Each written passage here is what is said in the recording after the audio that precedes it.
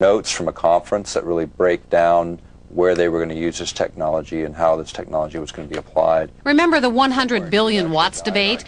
Well, for Nick Begich, this document was pay dirt. And in the document that we uncovered, the actual desired level of these researchers is 100 billion watts, and there we're talking something closer to the order of what Bernard Eastlund envisioned. You must be familiar with Technical Memorandum 195, which talks about a desired level of 100 billion watts. Which memorandum? Technical Memorandum 195. I'm not familiar with that number. Well, it's about 600 pages, and I mean, you may not acknowledge it because it hasn't been published, but it exists. I've seen it. I don't know what Technical Memorandum 195 is, because I haven't seen it. This is a published document. It's non-released, and it's the word games that John Heckscher plays and the word games the United States military plays, and it's the word games they continue to play, and those are the things that need to end. Zap incoming missiles, disrupt global communications, and engineer the weather. And ready? There's one more. Some people believe the technology being tested here could be used for sinister projects involving humans. Radio waves messing around with people's brain waves. And guess what? The military denies this one, too.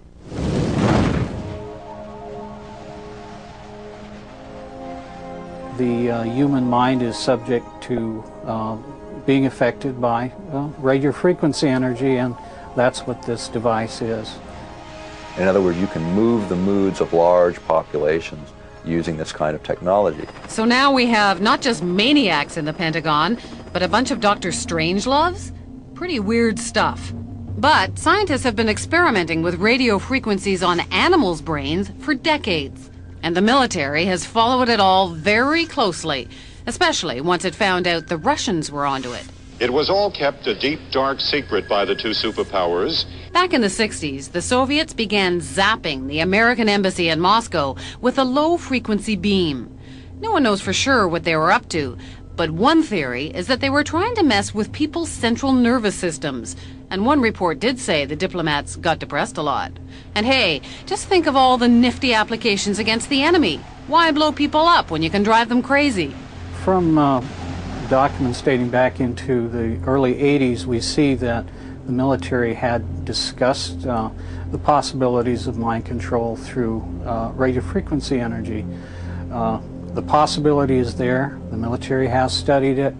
A 1982 Air Force report called radio frequency energy a major new research initiative and said that RF can, quote, disrupt normal purposeful behavior. A 1987 military report called for more research on RF energy as a non-lethal weapon, while pointing out that most of the existing technology is classified.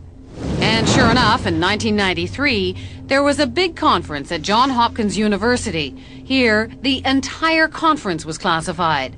But the agenda wasn't, and weapons using extremely low radio frequencies, or ELFs, were listed as a very attractive option. Is it just a coincidence that there's been all of this talk and that HAARP will be experimenting with this? Is that all just coincidence? I believe the ability of ELF to affect the mind is a side issue for us. It may be real. I can't say. It's been exceedingly difficult to find information on what is supposed to be a major new initiative of the military. All we see is HAARP. Well, then I'm being kept in the dark, if that's the case. The question is, could they, would they? And we believe they can, and we believe they will. Somewhere at some point, all of this technology merges at some level within the Pentagon, and it happens to be in Alaska, and it happens to be now. It isn't just conspiracy theorists who are concerned about HAARP. In January of 1999, the European Union called the project of global concern and passed a resolution calling for more information on its health and environmental risks. Despite those concerns, officials at HAARP insist the project is nothing more sinister than a radio science research facility.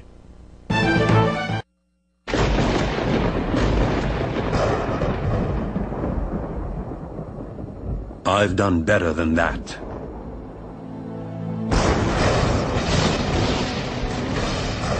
You'd think you'd know his name. Every time you switch on a light or turn on your radio, his contributions are as far-reaching as those of Albert Einstein, Isaac Newton, or even his nemesis, Tom Edison. This mysterious, tall, dark Serbian invented alternating current, wireless communication, the modern electric motor, basic laser and radar technology, X-rays, neon, robotics, remote control and cellular technology, and even Star Wars tactical warfare, all over 100 years ago.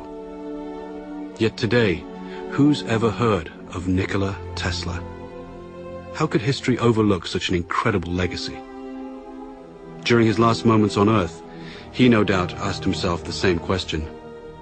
Lying in a forgotten hotel room, alone and penniless, now 86 years of age. This is where our story begins.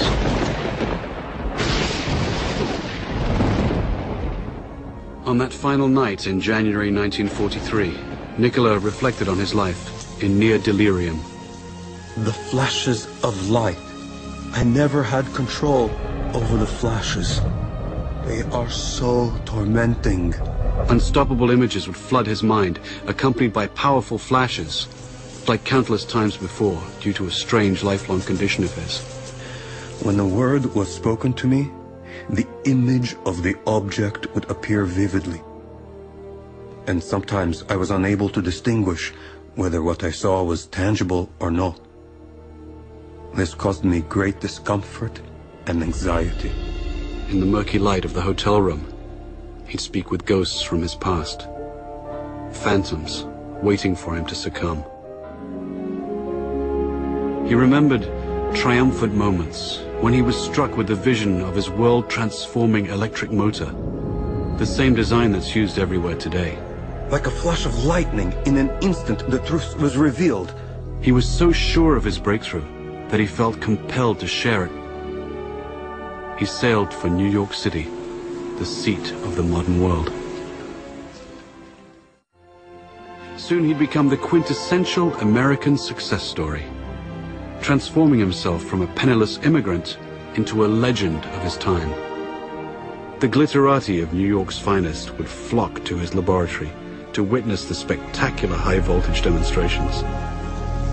Notables such as Mark Twain, John Muir, Sarah Bernhardt, Stanford White, and Teddy Roosevelt, and many others attended.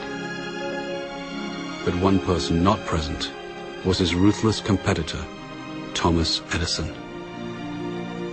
Nikola would recall the war of the currents, AC versus DC power. At the time, the electrification of the world was at stake. Alternating current's too damn dangerous. He's using tens of thousands of volts. DC only uses hundreds. Sure, you can see the danger. Nikola Tesla. A man who could never take a joke. There was only one kind of power system that could feed cities all over the country that would allow Edison's incandescent bulbs to burn brightly, and Nikola had it. Tom Edison fought against it, tooth and nail. Hell, there are no rules here. We're trying to accomplish something. The bitter Edison would even resort to electrocuting stray animals, including a rogue elephant, to incite public fear of Tesla's AC system. But Tesla would ultimately triumph over Edison by electrifying the Chicago World's Fair in 1893. It was a smashing success. Then, he and partner George Westinghouse created the world's first hydroelectric system at Niagara Falls.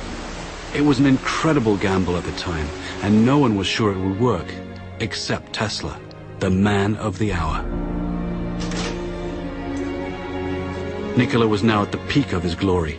He took to wearing formal clothes and wearing white gloves when starting experiments.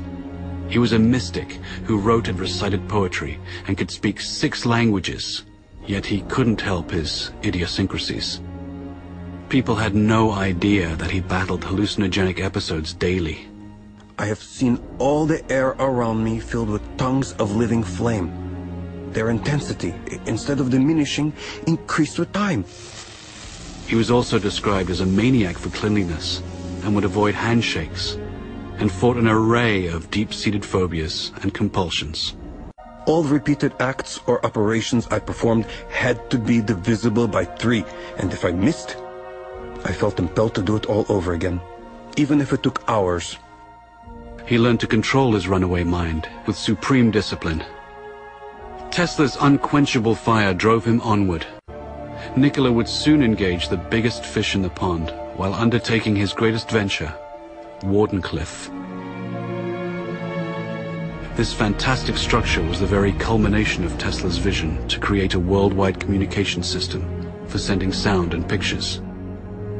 The primary goal was to beat Marconi for the honor of delivering the world's first transatlantic wireless signal.